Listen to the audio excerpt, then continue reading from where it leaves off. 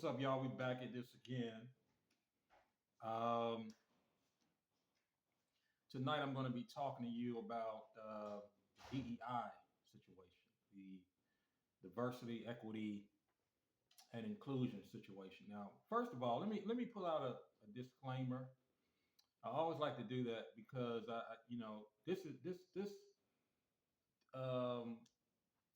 tonight, as a matter of fact, is like I said, going to be about the DEI situation, the diversity, equity, and inclusion situation. But I want to put a disclaimer out, and the disclaimer that I want to put out is um, I'll be giving you a lot of facts tonight. I'll be giving you um, the situation that's going on and how, in my estimation, within the next 4 years of the Trump administration, if this is successful, diversity, equity, and inclusion, and the administration is successful at making sure that it rids itself of it in America, you're going to see a downcline in the economy, and I'm going to tell you why. Now, first off, we all have to understand that financial literacy is not taught in schools. And when financial literacy is not taught in schools, it's very, very easy to what I like to call it's very easy to bamboozle people away from their dollar. So, first, like I said, I want to make sure that no one is offended. This is about understanding that Black capital matters. This is about understanding that the capital of women matters. This is about understanding that the capital of Asian Americans matter. This is about understanding that the capital of Hispanic Americans matter. So this is about the fact that all capital matters because all of the capital that is used, we all use capital as consumers to go out into the marketplace and to buy products and services. And when we buy these products and services, this causes the economy to grow and it causes the economy to expand. My wife looks at, she watches a show on television, not television, but on YouTube. It's a young lady that has a YouTube channel named Tabitha Brown. And this is also designed for all of the entrepreneurs like Tabitha Brown who may have contracts with various stores. This is what I want you to do, and I want you to put down in the comment section as well. I want you, if you use products of Tabitha Brown, I don't know exactly all of the products that she has. I think she's got some spices. Tabitha Brown isn't the only one. If you know of another uh, company or a product or a service that's carried at a Walmart, or a product or a service that's carried at a Target, or a product or a service that's carried in a Publix grocery store that is owned by a Black American, I would urge you to switch from what you currently are using right now and to go support all of those businesses. So I want you to put down in the comment sections that you're going to make an effort uh, to go to stores and to support products and services that are owned by Black Americans like Tabitha Brown. This is very, very important as I get into what I'm going to speak about tonight. Black capital matters, and the capital of women matters, and the capital of Asian Americans matter because we're all consumers and we're all putting our money back into the marketplace. So first, I want to give you an illustration, and I think it'll set up in a common sense way why diversity, equity, and inclusion, getting rid of it, is extremely bad for any business in all businesses. Now, let me just give you this illustration because I'm a businessman, I'm a capitalist, I'm a real estate developer, as well as an entrepreneur out of Atlanta, Georgia. And let me give you this simple illustration of what this means. Let's let's say that I have a company that uh, distributes eggs. Okay, I've got a company that distributes eggs, and I've been the owner of this company that distributes eggs for. Let's say I've been the owner of I've been an egg distributor of for 10 years, and I'm the biggest egg distributor in the United States of America. Nobody sells more eggs than me. Okay, when you look at the upper tiers of management within my company, okay, it's very, very diverse. I've got I've got black people in the upper tiers management of my company that are qualified to be there. I've got women that up at the upper tiers of management in my company that are qualified to be there. I've got Hispanic women. I've got Asian women. So when you go down in the middle management levels of my company, I also have, you see the same thing. You see white people there that are qualified. You see black people there that are qualified. You see Asian people there that are qualified. You see a whole spectrum of people that is very, very diverse. Now, I'm the biggest egg distributor in the United States, right? You go down at the bottom level, you see the same thing. Okay. Now, I want you to hold that scenario right there. Now, I'm the biggest egg distributor, all right? Now, people that are going in the grocery stores that are purchasing eggs are not just white people. People that are purchasing eggs are white people. People that are purchasing eggs are black people. People that are purchasing eggs are Hispanic people. People that are purchasing eggs are the full spectrum. Everybody that eats eggs, they purchase my eggs, and they come in all shades and colors. And my company, which is the biggest egg distributor in the United States, I've got diversity, equity, and inclusion included in my company because the consumers of these eggs are people that look like my company. Okay. Now, let me give you another scenario. Let's say Alex is in the egg distribution business as well. Okay. And Alex has a company as well, but he can't understand, and he's trying to beat me as far as the market share is concerned in selling eggs. He wants to be the biggest um, egg distributor. He wants to be bigger than me. He wants to be the biggest in the United States. Okay. Now I'm giving you another scenario. Now he's the chairman of the board of this publicly traded company, and he hires me to be his CEO. Okay. This is a publicly traded company, and I'm trying to be the biggest egg distributor, just like in the first scenario and they've got diversity, equity, and inclusion at every level in their company. Now remember, everybody that consumes eggs are diverse. You've got black people that consumes eggs. You've got white people everybody consumes eggs, right? Now he hires me as his chief executive officer. Now, my main job as a chief executive officer of a publicly traded company is one thing and one thing only. I've got a fiduciary responsibility to my shareholders. I've got a fiduciary responsibility to my shareholders. That's my only responsibility. In other words, I've got a fiduciary responsibility to the investors in that company. So I'm trying to grow the company. The bottom line is the dollar. That's the bottom line. Okay. So the chairman says, look, Chris, you're the chief executive officer of my company. I want you to show me the strategy. I want you to show me the growth plan. And he looks at it. And then he says, this is what I want you to do, Chris. I want you to get rid of diversity, equity, and inclusion. And we need to start laying people off that are not, quote unquote, qualified based on diversity, equity, and inclusion programs. Okay. Now, I want you to start laying people off because I can find more qualified people in order to fill those positions. Okay. So I think about what he says. And then when we start laying people off, The people, once we let people go, we're replacing those people with white males in the majority and white people in the majority.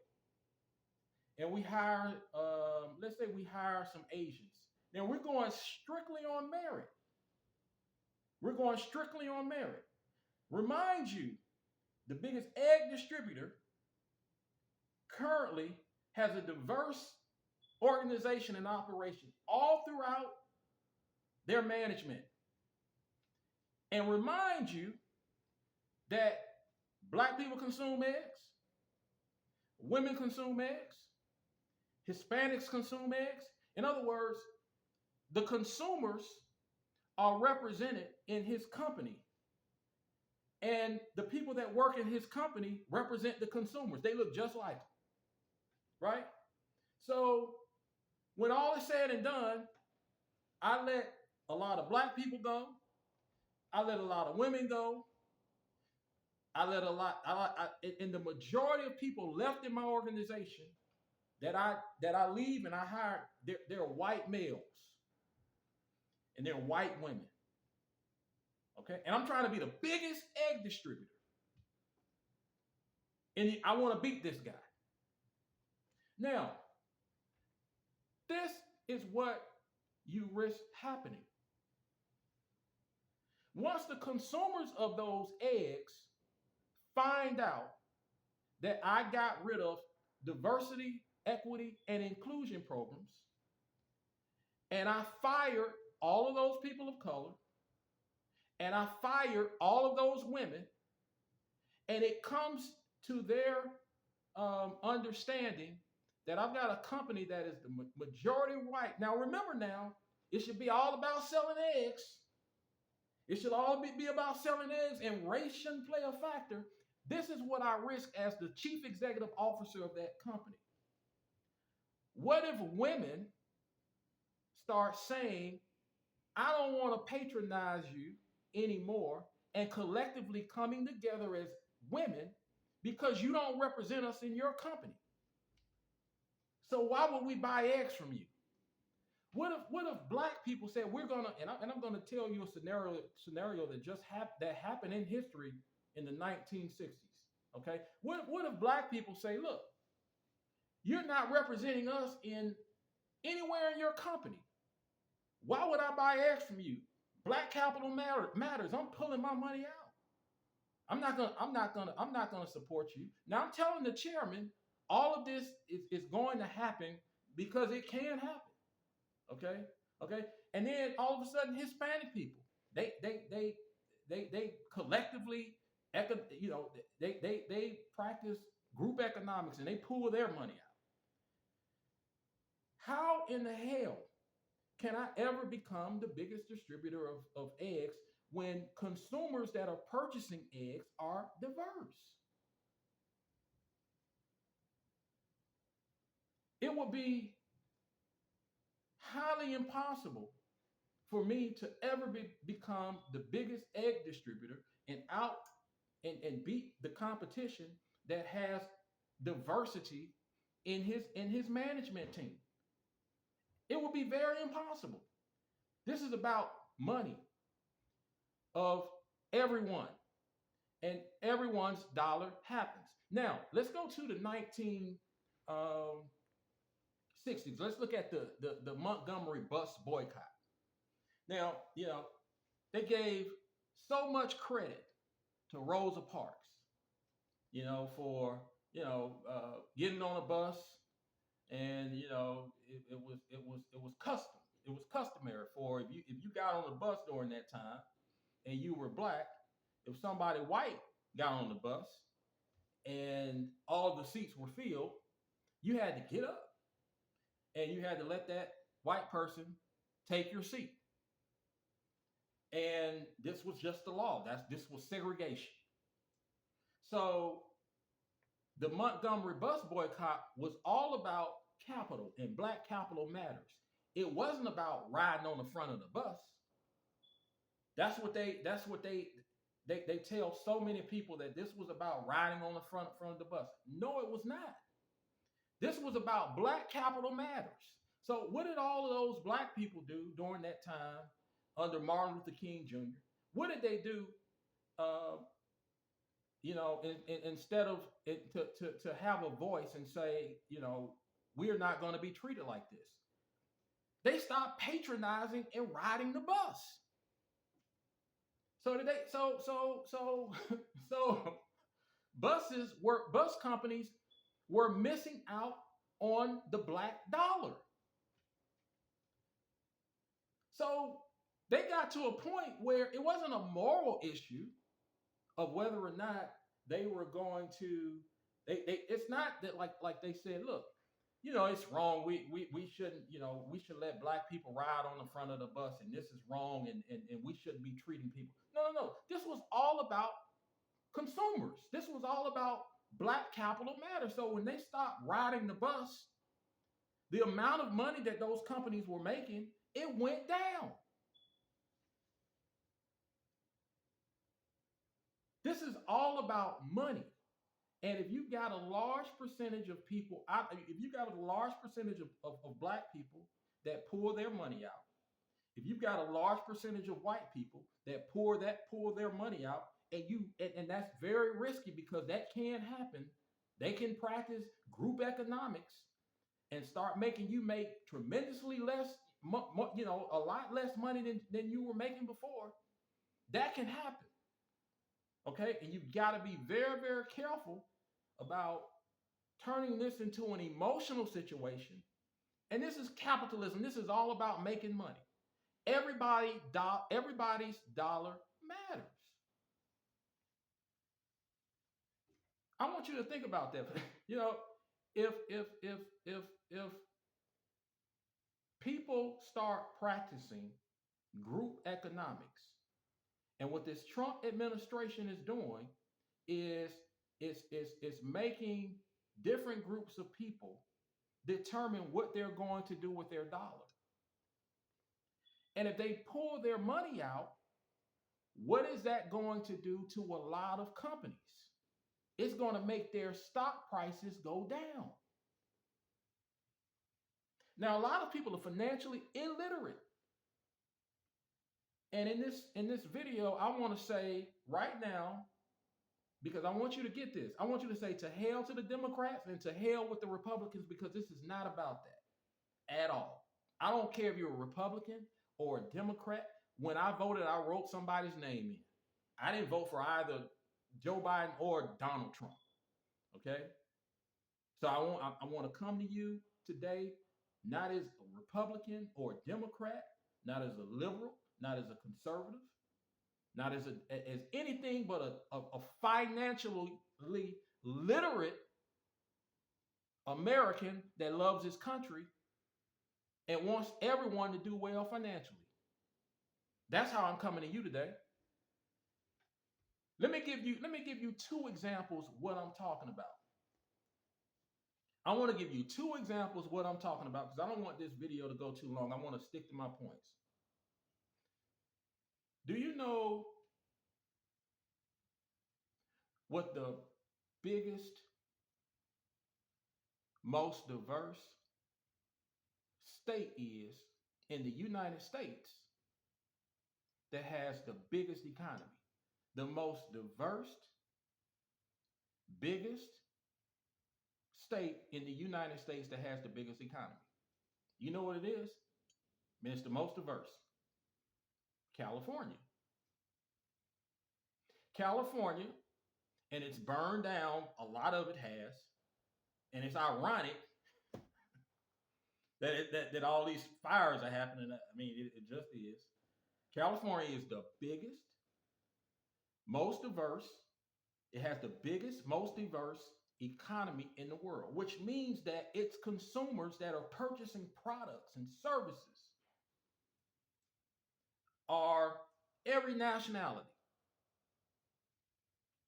It's California. Likewise, do you know what the biggest, least diverse, whitest state is in the South? Mississippi. Now, a lot of people looking at that and listening to this can get emotional about this, and they can say, well, you're trying to turn this into race. No, this has nothing to do with race. This has everything to do with capital. And has everything to do with what happens when you have many diverse people participating in an American economy. That's what that's about. Now, you know what I would do if I was in control of where everyone in California went? If I was trying to make Mississippi, this is common sense. You don't have to even be financially literate to get this. You don't even have to be financially literate to get this, but you do have to have common sense. If I had the choice and somebody said, Chris, this is what we want you to do. We want to put you over Mississippi. And we want you to make Mississippi the biggest economy in the United States. You know what I do? Can I do anything? And they say, yeah, you can do anything. I will call all those people in California and try to convince them to move to Mississippi. And in about 5, maybe 10 or 15 years or less, guess who would be the most diverse and have the biggest economy in the world with the most diverse consumers? Mississippi. Mississippi. Now, I've given you 2 examples, okay? And you can take that to the bank. Now, let me tell you what this is all about, okay? Now, I want to put a disclaimer out. And like I told you in the beginning, Black capital matters. White capital matters. Republican capital matters. Democrat capital matters. Liberal capital matters. Capital is capital. Capital is energy, and capital is not emotional. Capital is logic. And that's the way you have to be looking at money. Money is logical. Okay? Now, this is what this is all about. And by 2045, white males and white people will be in the minority. By 2045, white people and white males will be in the minority. When the United States Constitution was written,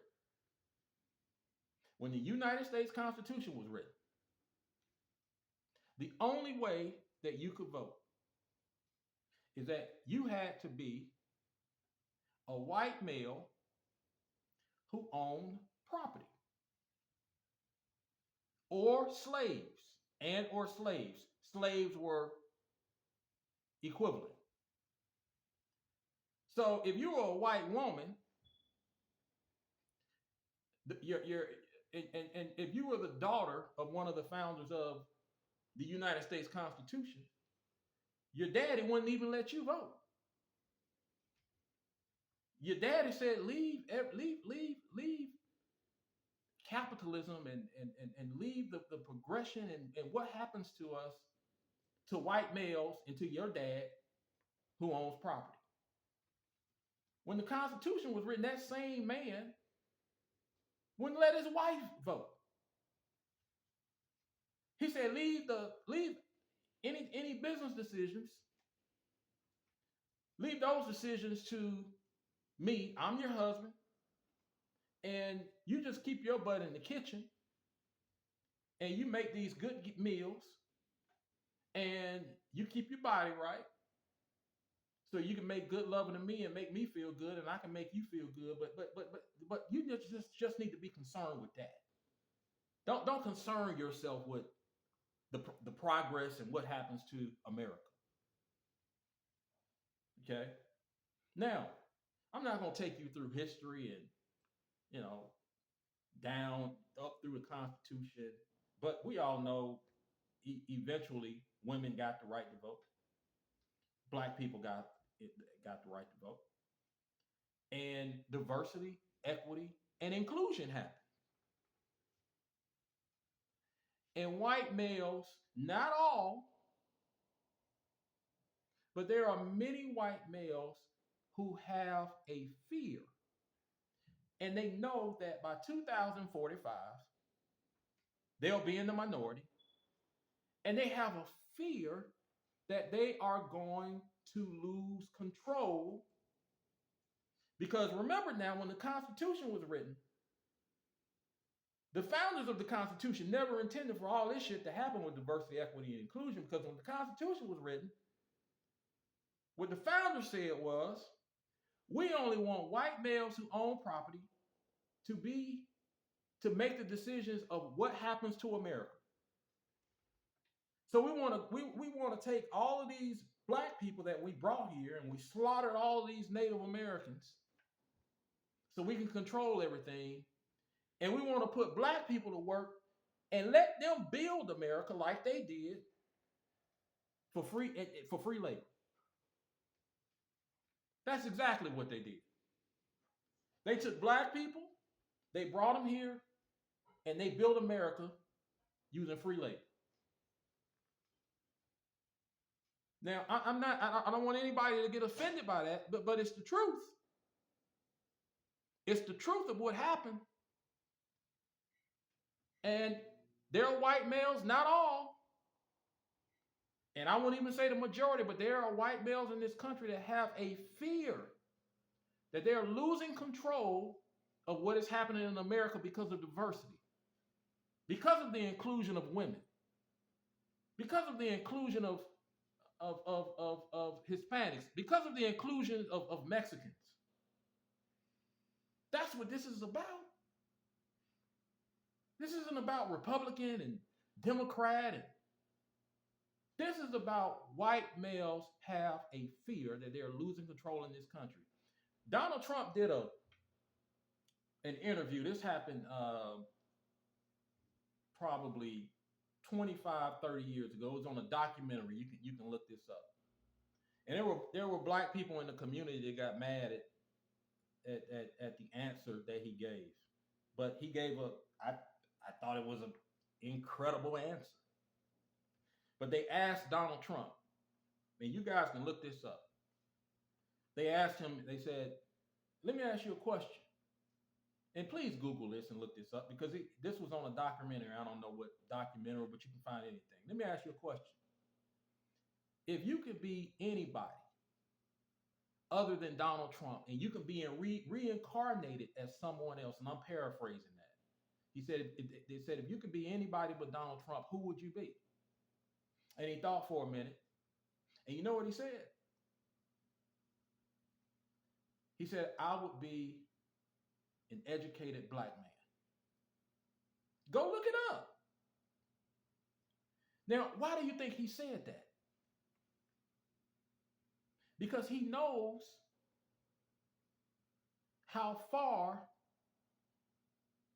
an educated and prepared and developed man of color can get in the United States of America based on where we've been. He knows that.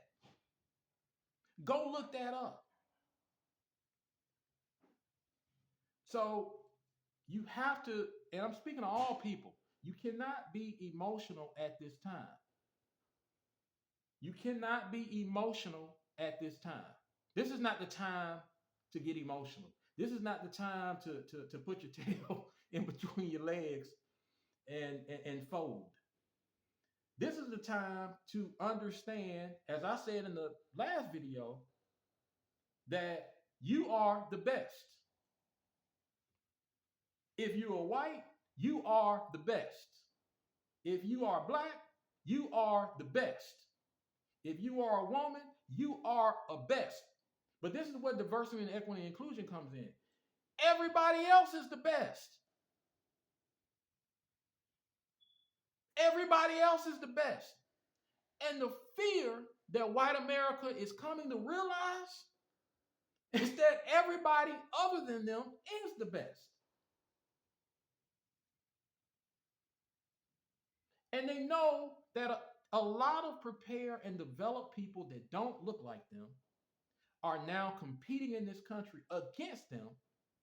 And they had a head start when the Constitution was written, because the only people that could vote or have anything to do with the process of America for hundreds of years looked like them, and everybody else was excluded.